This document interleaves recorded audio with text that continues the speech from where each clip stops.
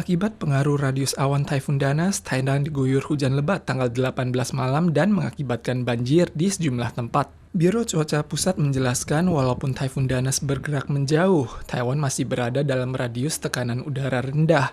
Walau hujan reda pada Jumat pagi, tekanan udara rendah di wilayah perairan barat daya yang semakin mendekati Taiwan akan mendatangkan curah hujan lebat mulai sore di kawasan Chiayi, Tainan, Kaohsiung, dan Pingtung. 高屏地区降雨可能会是最显著的一个范围。那另外，在嘉南地区以及台东跟南投的山区，也是需要注意显著降雨的一些区域。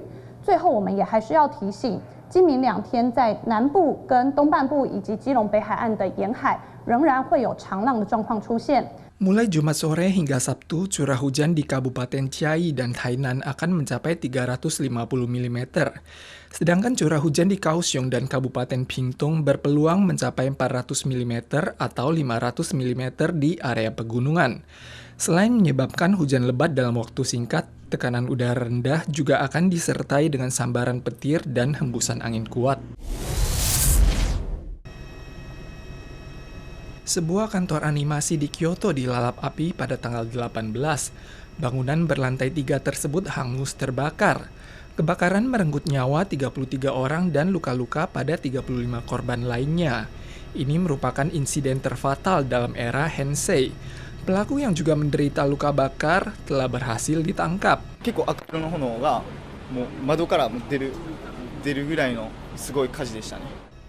Dijelaskan oleh aparat kepolisian, pelaku menyiram bensin dan menyulut api dari lantai 1. Walau ia berhasil lolos, pelaku juga mengalami luka bakar dan berhasil diringkus oleh polisi 100 meter dari lokasi. Ada warga yang sempat mendengar pengakuan motif pelaku kepada polisi.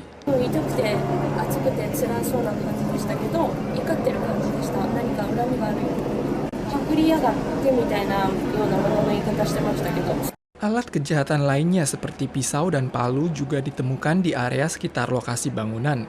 Dari identitasnya, polisi menyatakan pelaku tidak memiliki catatan kerja di Kyoto Animation. Kepala Kyoto Animation Hideaki Hata menjelaskan, kantor sering menerima surat ancaman akhir-akhir ini. Polisi sedang melakukan investigasi terkait keterlibatan pelaku dalam hal ini. Kyoto Animation didirikan tahun 1985 dengan layanan produksi animasi dari stasiun televisi dan rumah produksi, serta konsultasi animasi lainnya. Reputasi mereka di Jepang telah diakui. Salah satu karya populer mereka di kawasan Asia adalah kartun bernama Crayon Shin-chan.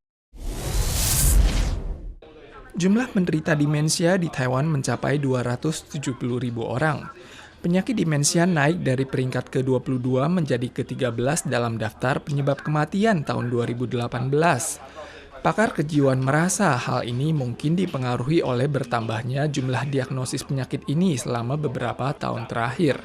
像英国跟澳洲是第1名或第2名，那美国是第5名。我们的好发率大概是在8% 左右，而且我们老化的 速度比较快，所以我们应该因为失智症死亡的原因不会比别的国家少。 Penderita demensia kerap mengalami lumpuh seiring menurunnya kondisi fisik mereka, sehingga harus berbaring yang mudah menimbulkan radang paru-paru, infeksi saluran kemih, bahkan kerusakan jantung dan paru-paru. Kementerian Kesehatan menjelaskan angka diagnosis penyakit ini tergolong rendah waktu lalu. Melalui pusat perawatan komunitas, diharapkan penderita demensia dapat memperoleh diagnosis awal untuk pengobatan dini.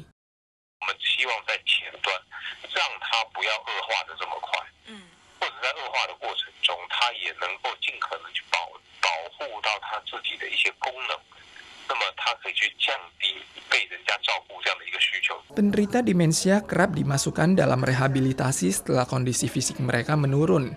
Bila dapat berobat dini, mereka dapat mempertahankan fungsi dasar fisik mereka dan menikmati kualitas hidup prima.